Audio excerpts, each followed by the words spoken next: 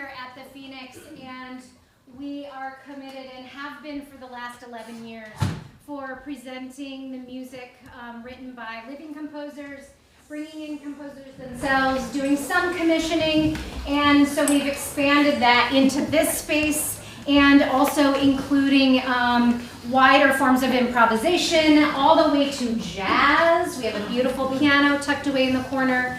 So I'm so grateful you're here, and please stay in touch to see what future programming we have. And so I am so pleased that the OG, the original TURNmusic String Quartet, is still together. So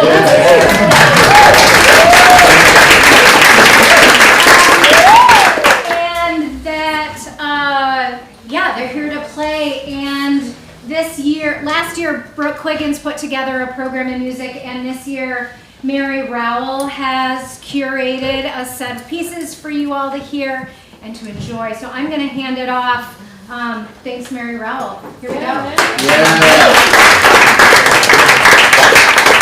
Hi, everybody. Well, let's just get started, shall we?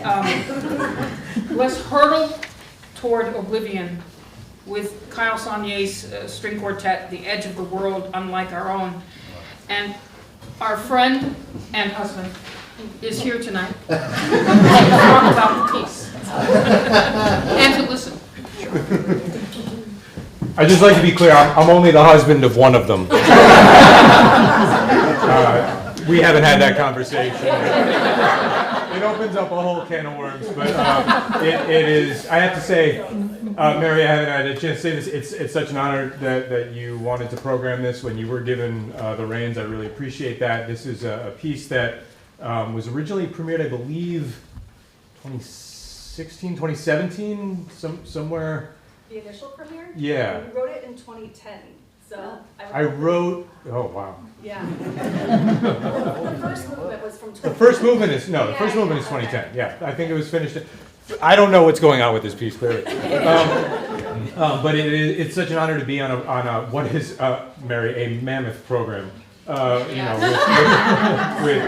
with VJ, with Jesse, and with my compatriot here, Eric. It's such an honor to be a part of this and to be kicking things off. Really, the piece itself, I'll leave sort of interpretations open to everyone, kind of however you want to interpret it. But really, in 2016, I was looking around and thinking, wow, this is probably as bad as it gets.